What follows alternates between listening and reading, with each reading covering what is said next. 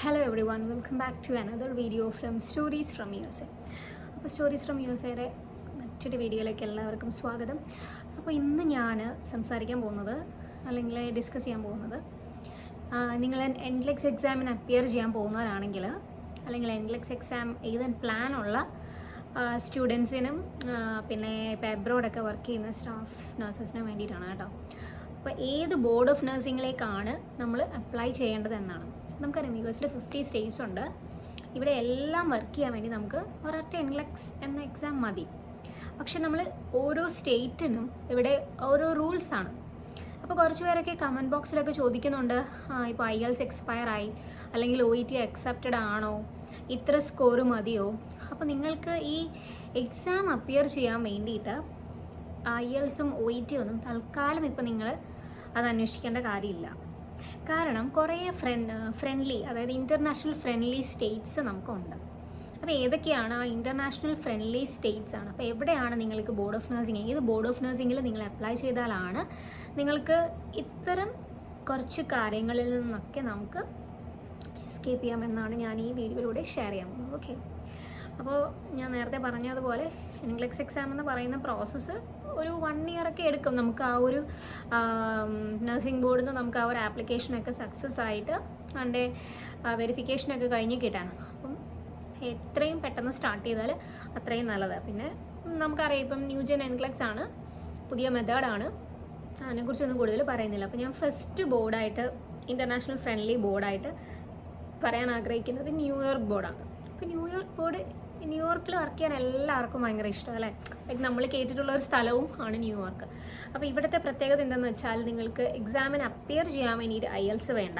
ഇനി നിങ്ങൾ licence transfer ചെയ്യുവാണ്. ഇപ്പോൾ നിങ്ങൾക്ക് ന്യൂയോർക്കിൽ എഴുതിയിട്ട് ന്യൂയോർക്കിൽ തന്നെ വർക്ക് ചെയ്യണമെന്നില്ല. ആ ഒരു പ്രോസസ്സാണ് ലൈസൻസ് ട്രാൻസ്ഫർ.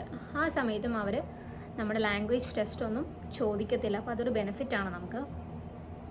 പിന്നെ നിങ്ങളുടെ SSN നമ്പർ മിക്ക സ്റ്റേറ്റ്സും ചില സ്റ്റേറ്റ്സൊക്കെ ചോദിക്കും. SSN നമ്പർ ഉണ്ടെങ്കിലേ നമുക്ക് അവിടെ എക്സാം എഴുതാൻ പറ്റുള്ളൂ. അപ്പോൾ SSN നമ്പർ കിട്ടണമെങ്കിൽ നമ്മൾ US-ൽ ഉണ്ടായിരിക്കണം, ഒന്നിൽ നമ്മുടെ സ്പൗസ് ഇവിടെ ഉണ്ടായിരിക്കണം. അല്ലെങ്കിൽ നമുക്ക് SSN നമ്പർ കിട്ടുകയെന്ന് വെച്ചാൽ അതങ്ങനെ ഈസി ആയിട്ട് കിട്ടുന്ന ഒരു സാധനമല്ല. അപ്പോൾ നമുക്ക് അപ്ലൈ ചെയ്യാൻ പറ്റുന്ന ഒരു നല്ലൊരു ബോർഡാണ് ന്യൂയോർക്ക്. ഇനി സെക്കൻഡ് സ്റ്റേറ്റ് എന്ന് പറയുന്നത് കനറ്റിക്കറ്റ്. അപ്പോൾ ഇവിടെയും സെയിം തിങ് ആണ്. നിങ്ങൾക്ക് എൻട്ലെക്സ് എക്സാം എഴുതാൻ വേണ്ടിയിട്ട് എന്ത് വേണ്ട, ഇതെല്ലാം ന്യൂ ഇംഗ്ലണ്ട് സ്റ്റേറ്റ്സ് ആണ്. SSN-ഉം വേണ്ട, ഇംഗ്ലീഷ് പ്രൊഫഷൻസി നിങ്ങൾ കാണിക്കേണ്ട കാര്യമില്ല. അപ്പോൾ നിങ്ങളിപ്പോൾ UK അതുപോലുള്ള ഇംഗ്ലീഷ് സ്പീക്കിംഗ് കൺട്രീസിലാണ് വർക്ക് ചെയ്യുന്നതെങ്കിൽ ഇങ്ങനെയുള്ള ബോർഡ്സിൻ്റെ ബെനിഫിറ്റ്സ് എടുത്താൽ അത് വളരെ യൂസ്ഫുള്ളാണ് നിങ്ങൾക്ക്. പിന്നെ നെക്സ്റ്റ് ബോർഡ് ഏതാണെന്ന് വെച്ചാൽ ഇപ്പം ഞാൻ എഴുതിയ board main board of nursing. പക്ഷേ മെയിൻ ബോർഡ് ഓഫ് നഴ്സിംഗിൻ്റെ ഒരു കുഴപ്പമെന്ന് വെച്ചാൽ ഇവിടെ നമുക്ക് SSN നമുക്ക് എഴുതാൻ വേണം, പക്ഷേ നമുക്ക് ഇംഗ്ലീഷ് ലാംഗ്വേജ് ടെസ്റ്റ് വേണമെന്നില്ല. അപ്പോൾ നിങ്ങൾക്ക് ലൈസൻസ് ട്രാൻസ്ഫർ ചെയ്യുമ്പോൾ ഇപ്പോൾ നിങ്ങൾക്ക് വർക്ക് ചെയ്യാൻ നല്ലൊരു സ്റ്റേറ്റ് തന്നെയാണ് മെയിൻ.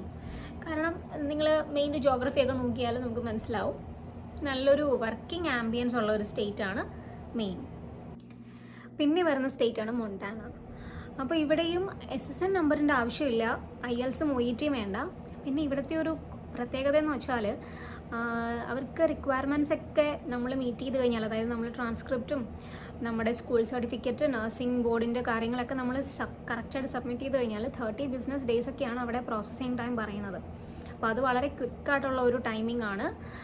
നമുക്ക് മറ്റു ബോർഡുകളെ വെച്ച് നോക്കുമ്പോൾ എനിക്കൊന്ന് കുറച്ചുകൂടി ഫാസ്റ്റായിട്ട് പ്രോസസ്സിങ് നടക്കുന്ന ഒരു ബോർഡാണ് മൊണ്ടാന. പിന്നെ ഒത്തിരി നമ്മുടെ നാട്ടിൽ നിന്നൊക്കെ ഉള്ളവർ ഒത്തിരി അപ്ലൈ ചെയ്യുന്ന ഒരു ബോർഡാണ് ഇലിനോയ് ബോർഡ്.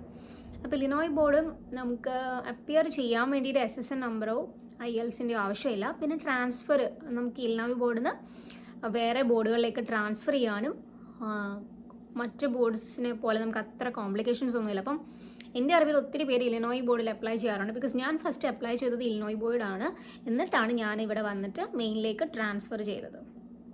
പിന്നെ ഞാൻ കേട്ടിട്ടുണ്ട് ഫ്ലോറിഡ ബോർഡ് ഓഫ് നഴ്സിംഗിലും നാട്ടിൽ നിന്നൊക്കെയുള്ള ഒത്തിരി പേര് ഫ്ലോറിഡയിലും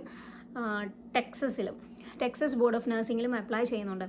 അപ്പോൾ ടെക്സസ് ബോർഡ് ഓഫ് നഴ്സിംഗ് നിങ്ങൾ ജനറൽ നഴ്സിംഗ് കഴിഞ്ഞവരാണെങ്കിൽ ടെക്സസ് ബോർഡ് ഓഫ് നഴ്സിംഗിൽ അവർ നമ്മുടെ GNM നഴ്സസിനും നമുക്ക് അപ്ലൈ ചെയ്യാം. ചില സ്റ്റേറ്റ്സ് മാത്രം BSN റിക്വയർമെൻറ്റ്സ് പറയും, പക്ഷേ ചില സ്റ്റേറ്റ്സ് അസോസിയേറ്റ് നഴ്സിംഗ് ഡിഗ്രീസും, അതായത് നമ്മുടെ നാട്ടിൽ GNM. അപ്പോൾ നിങ്ങൾ GNM ആണെന്ന് കരുതിയിട്ട് അവിടെ ഒരു ഇതൊന്നും വേണ്ട. ബിക്കോസ് ഇവിടെ GNM എന്ന് പറയുന്നത് BSN കഴിഞ്ഞവർക്കും നമുക്ക് NCLEX എക്സാം അപ്പിയർ ചെയ്യാം. അതുപോലെ അസോസിയേറ്റ് നഴ്സിംഗ് ഡിഗ്രി കഴിഞ്ഞവർക്കും NCLEX എക്സാമിന് അപ്ലൈ ചെയ്യാം.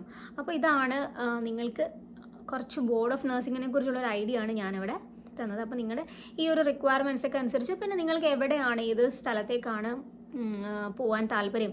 ഇപ്പോൾ US എന്ന് പറഞ്ഞാൽ അറിയാലോ, ഒരു വാസ്റ്റ് ആയിട്ടുള്ള ഒരു ഏരിയ ആണ് ഇവിടെ.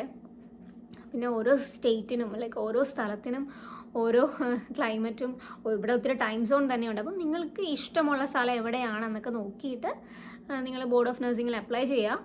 അത് കഴിഞ്ഞിട്ട് നിങ്ങൾക്ക് ഏത് സ്ഥലത്തേക്കാണോ മാറണമെന്നുണ്ടെങ്കിൽ നമുക്ക് ലൈസൻസ് ട്രാൻസ്ഫർ ചെയ്യാമെന്നേ ഉള്ളൂ. അപ്പോൾ ഈ വീഡിയോ എല്ലാവർക്കും ഇഷ്ടമാണെന്ന് വിചാരിക്കുന്നു. അപ്പോൾ നിങ്ങൾക്ക് മറ്റൊരു വീഡിയോ ആയിട്ട് കാണാം.